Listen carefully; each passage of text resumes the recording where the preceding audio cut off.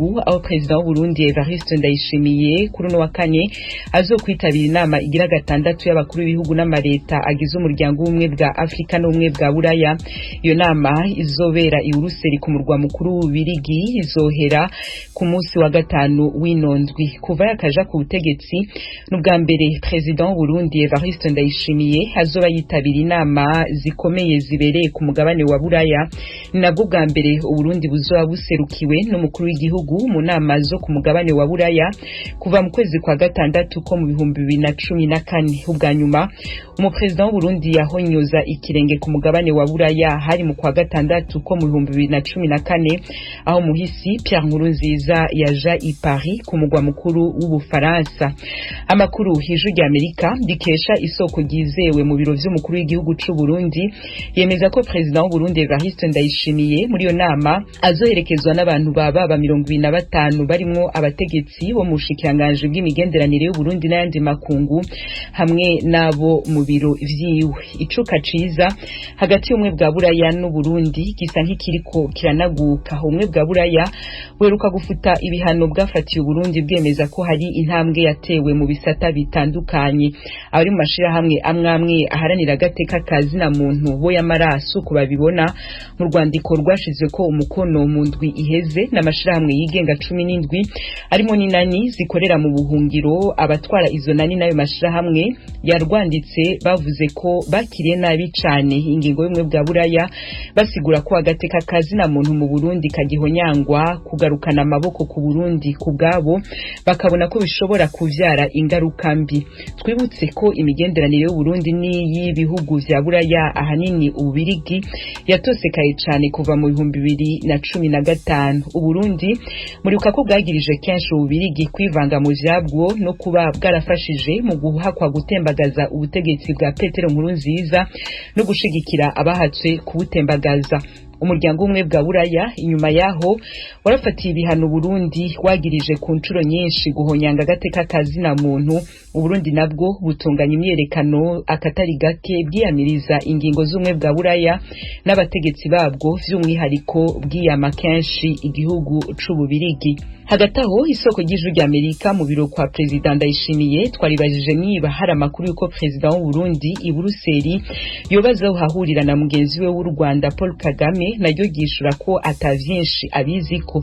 Ico bikoze umukozi mukuru mu bushikiranganje bw'imigenderanire y'u Rwanda n'andi makungu yemereje ry'Amerika ko President Paul Kagame nawe azokwitabira inama y'umwe bwa Buraya n'umwe bwa Afrika. Abategetsi babiri bakaramuka bahuriye mu nama yo muri nondwi i Bruxelles ku murwa mukuru w'Ububirigi.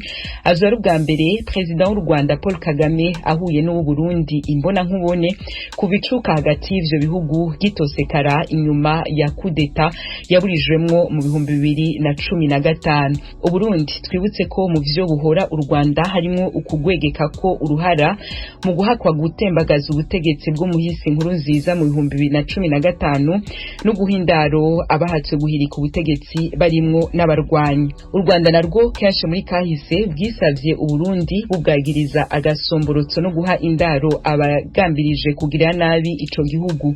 Inakurwa ry'imigenderanire y'ivyo bihugu nayo nyene igeze kure nk'uko President Paul Kagame ubwiwe yemereye mu ndwi iheze.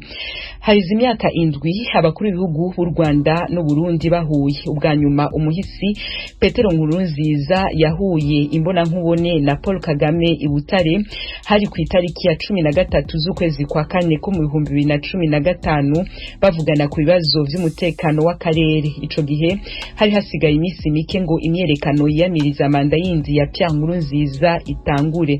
Nta vyemezo vy'uko abakuru b'u Rwanda n'u Burundi bazokwinyavya bakagirana ibiganiro ari babiri i Bruxelles baramutse bahahuriye kwa kane w'inondwi.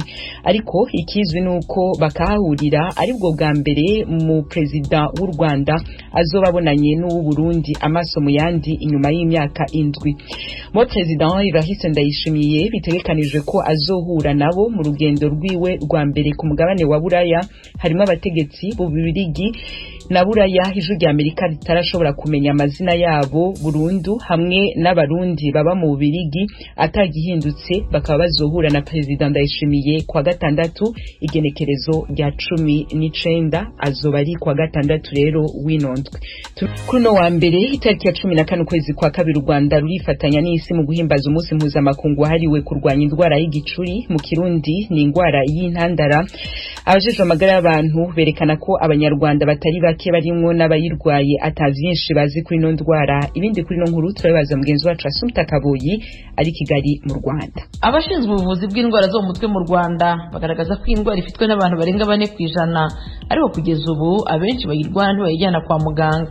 Dr Jean Damascene Iyamuremye, umuyobozi ushinzwe ishami rishinzwe kuvura indwara zo mu mutwe muri Minisiteri y'Ubuzima, yabwira Ijwi rya Amerika ko iyi ndwara nubwo ifitwe n'abantu benshi ariko abayivuza kwa muganga bakiri bake. Uyu muganga yasobanuye uburyo iyi ndwara ifata. Indwara y'igicuri ni indwara yo mu mutwe kubera ko ni indwara ifata ku bwonko, amaraso ntashobore gutembera neza mu bwonko, noneho ubwonko bugacura umwijima, noneho umuntu akagira isereri bikageza naho ashobora no kwitura hasi akabura ubwenge, noneho akaza kuzanzamuka nyuma y'igihe runaka. Igitera iriya ndwara cyane cyane ni ugukomereka k'umutwe, gukomeretsa na buriya bwonko. Muganga Iyamuremye avuga ko abantu bafite uburwayi bwo mu mutwe bagana amavuriro, 1/2 cyabo basanganwa indwara y'igicuri.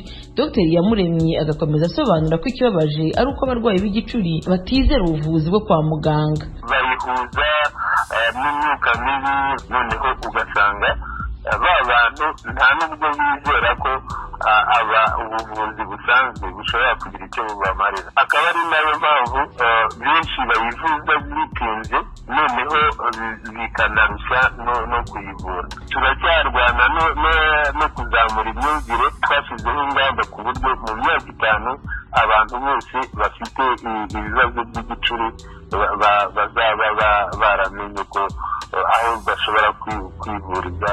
Kwitiranya indwara z'igicuri n'izindi ndwara zatumye Madamu Uwimana, izina twamuhaye kuko atifuza gushyira umwirondoro we hanze, byatumye amara imyaka igera ku 8 atarivuza igicuri kwa muganga. Madamu Uwimana yabwiye Ijwi rya Amerika ko yafashwe n'igicuri mu mwaka wa 2008 agatangira kukivuriza kwa muganga nyuma y'imyaka 8 akizenguruka mu masengesho no mu mavuriro gakondo. Ndayirwaye kuva muri 2008.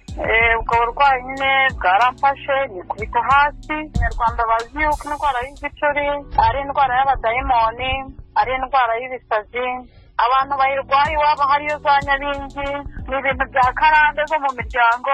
Umuntu akabanza akabitamo akivuza akazenguruka, ukajya kwivuza wararangije kubora kubera ko utigeze umenya uburwayi nyirizina bwari. Nazengurutse mu binyarwanda, nyuma yaho mbona nta kintu bimariye kugeza ubwo nagiye imbere.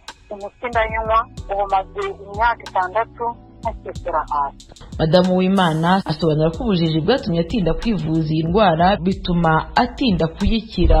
Ubu rwose navuga ngo meze neza ku buryo no muri iyi minsi yashize maze ukwezi nanimariye.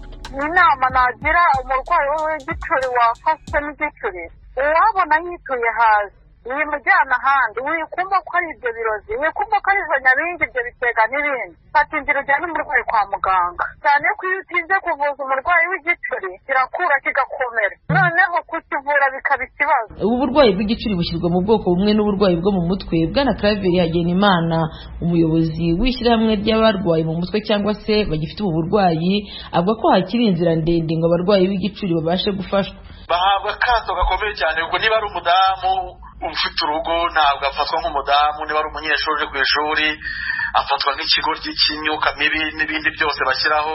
Kominote nyarwanda, sosiyete nyarwanda yose ntabwo yumva igicuri kari indwara, ahubwo yumva ko ari amadayimoni, imyuka mibi, aranyanduza, naza gusura byandi by'agaransurira ndarwara nanjye ndandura. Imyumvire iri hasi cyane nka 90% by'abanyarwanda ntibazi iyo ndwara, ntibazi n'icyo bakorera umuntu, ahubwo icyo bakorera ni ukumushyira mu kato no kumuhunga no kwigendera gusa bakamusiga aho ngaho. Umwana wanjye aragagara, baramuroze, byakwanga ni kwa pasiteri, bakazagera kwa muganga mu myaka 5-6 umuntu yaramaze kuba chronique. Leta y'u Rwanda yashyizeho ubushobozi kugira ngo ifashe mu kunoza ubuvuzi bw'indwara y'igicuri.